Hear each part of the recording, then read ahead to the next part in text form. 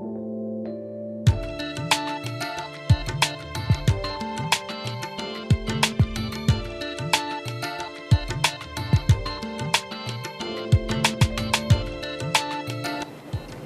to Business TV Magazine at our new location, the Mavi Lounge in Fairfield, home of the 3-course lunch menu.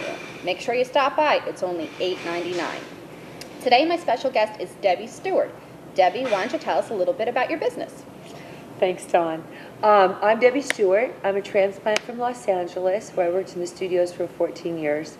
Back in the 80s, girls, when it was really fun. Everybody had big eyelashes, shoulder pads, and lots of makeup.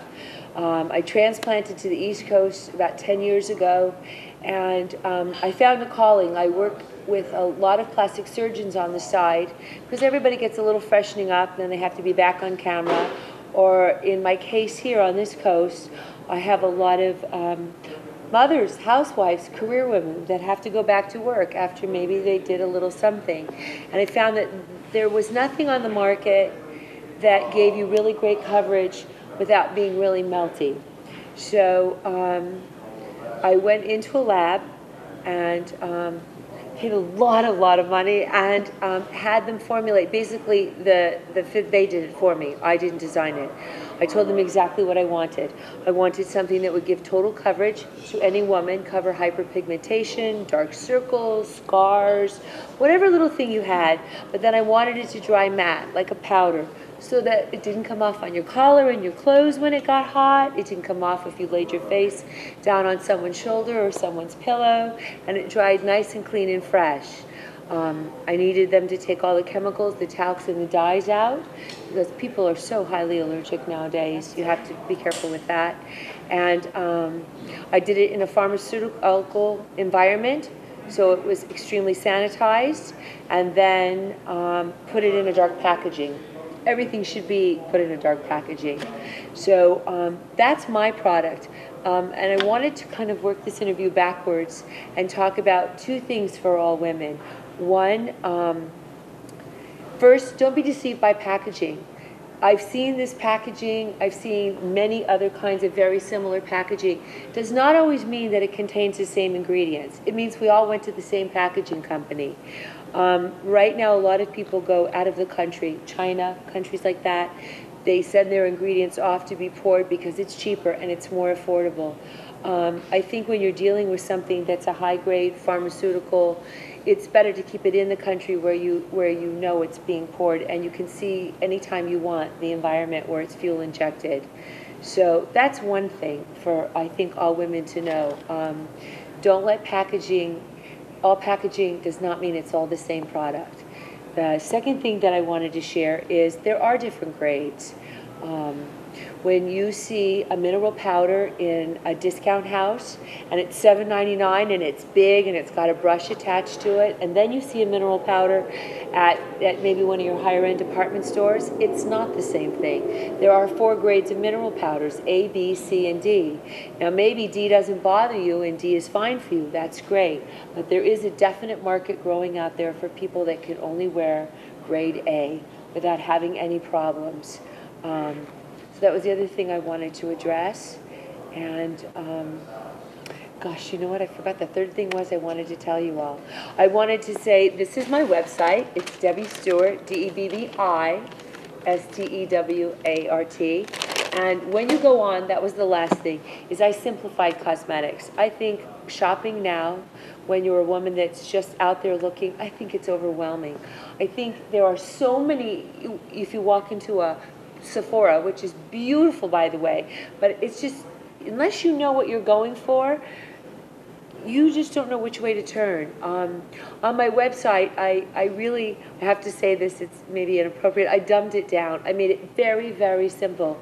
You can log on to your ethnic background, the color of your skin, the color of your hair, the color of your eyes, and I come up and I tell you, here are your shades. Here are your tones based on your pigment. And you can go anywhere you want as long as you stay in this family. You know, often they remember that was very popular, I think, in the 90s, to match your color. Yep. Your energy colors to your face. Well, very often women will buy something that's in fashion right now, maybe it doesn't look so good on you. Maybe you really think it looks great in the case, and it definitely looks good on that 16-year-old model, but when you put it on, it just doesn't quite cut it. There's a reason for that. It's not the right shade for you. And inherently we know that. We just can't quite figure it out. So on my website, that's what I did, was I just broke it down and made it real simple. So whether you're shopping from me or anybody else, you'll automatically know these kinds of greens are good for you, these kinds of blues are good for you, don't touch these silvers. Not anybody can wear red lipstick, as we sadly see on TV all the time. Yes, absolutely. And it's a mini education. And so that's what I do. I've been doing this for 32 years, and I have a background in pharmaceuticals and manufacturing. But again, I had to have a chemist do it for me. And I'm hoping to get it out there. I'm hoping women will at least go online because it's so informative. Okay, Debbie, so let's talk about how important is color, because you were explaining your ethnic background, and yes, you can see I'm a very pale girl. Yeah. So I know blues and greens are usually great for me. And I also have hazel eyes, so it also depends on what color clothes I'm wearing, that I can highlight certain makeup along with that. Right. So, you don't have to match your clothes. That's rule number one, ladies. You don't have to match your clothes. You have to go with your clothes. If you're wearing red, it's not good to wear green because then you look like a Christmas tree. But you have to blend. I find that often in weddings, I see that with very new, young makeup artists.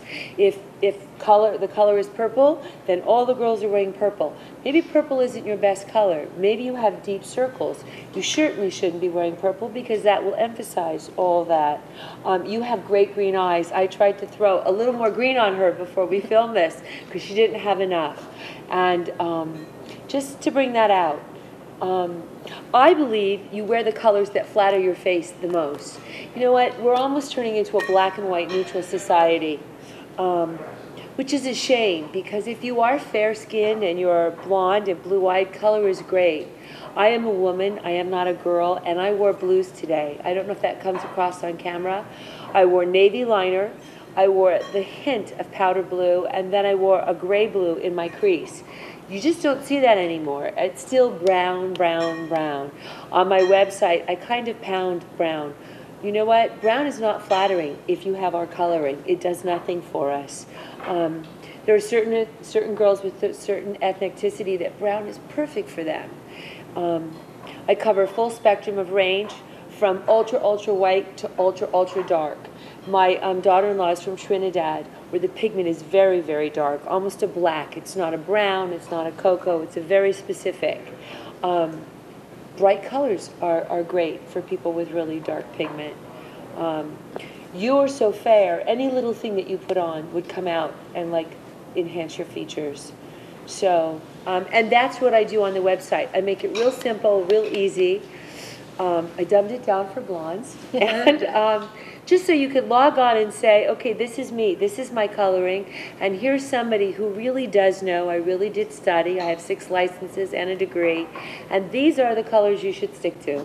And you can go anywhere. You can shop in a department store. You can buy off the rack in the drugstore, anywhere you want. But you'll always know that these tones are right for you. now tell me, how much does something like this cost? This is your liquid powder? Yes. So Yes. technically this is your foundation. It is. And it does has an SPF in it. Yes, 15. Okay. And then are you creating palettes for? I am. I only brought one for Okay. you. Thank you. Because that's what you want to do for the girl that interviews you. These are called Facebooks. I think they're very cool, and I'm hoping to launch them with the teenage crowd because they're small, they're flat, they don't break easily, and you can just throw it in your bag and go. It's got everything in it. It's got your highlighter. It's got 2 different eyes in it, your base and your liner, and it's got blusher and bronzer. So if you're going out for the evening and maybe you're not coming home and maybe the next morning you want to wake up and look just as good as you did the night before, this is your Facebook. Now, what's the difference between a blush and a bronzer for our young adults out there? Blush brings color to the cheeks. Could be pink, could be peach, could be rose, could be plum, and bronzer is basic bronzer. I carry a light, a medium, and a dark. If you're very fair like you only want a really light bronzer. You can't wear any of these dark ones. You see these girls walking down the street, they look like they've been smacked in the cheek, or they're very orange, or I love it. The bronzer's all right here, and then the neck is swan white. So bronzer is to take someone who wants to look like they had a tan or they've been out in the sun and give them that sun-kissed look. It is not a blush. They're two separate things.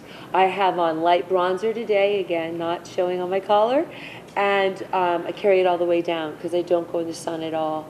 So do you put your liquid foundation on first and then lightly put on your bronzer? Yes. Yes. And then you would put your blush on top. That's right. You're the very first person who's ever said that. That's exactly right. And when you start your face, line your lips first. Work on your bronzer, your cheeks, and then go to your eyes. The reason for that is you're a palette. You're wiped out. Put a little color here, put a little color here. When you get up to the eyes, you won't overdo it. It'll come out just perfect. If you want to make it heavier for evening, go ahead. Make your liner heavier, do 3-4 coats of mascara, but at least you've got a range of something to dictate by the time you get up here, so you just don't go overboard. Now, for our corporate ladies out there, what do you think is important for their image in terms of makeup? Oh, I think they should wear makeup, and I think a lot of women in the corporate business, they shortchange themselves. They feel in order to be taken seriously in a business, and I know I was background in business and marketing, that they shouldn't wear makeup. They're competing in a man's world. That's not true anymore. And it's not true that if you're attractive looking, that you're not that smart. It just doesn't go that way. We have things to cover. I have broken blood vessels. I don't want them to show. That doesn't mean I'm going to come in looking like a Cupid doll. Maybe you have hyperpigmentation, you have aging spots, cover them. If you've got great cheekbones, emphasize them. Maybe you don't want to wear a lot of makeup, but you're very fair, you can dye your eyelashes and your eyebrows, especially if you're in sales or marketing. This is a focal point to your face. People are looking in your eyes when you're talking to them about what it is you're bringing to the table. You want your eyes to be emphasized. Do you want them to be overpainted so you look like maybe you're selling the wrong product? No, you don't.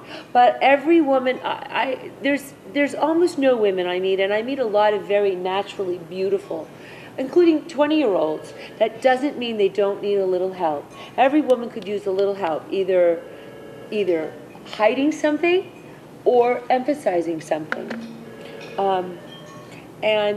And I think in business, you know what? It's a whole package. How you dress, how you walk, how you talk, and how you present yourself, and yes, how you look. It's really important. This is all new to me on this coast. This coast is still new to me. This Route 46 is still new to me. So that's about as far as I got. This was 3 years in the making. And again, I bring up packaging for a reason. I picked this company because this packaging is not uncommon here in New Jersey. I've seen it in other places. And I say that again, it bears repeating. To read the back of it, I picked it because this packaging company is upstate New York. Mm-hmm. I wanted my high-grade, high-quality stuff to stay here, where I could watch it being packaged. And I knew this company. And no, that's Perfect. it.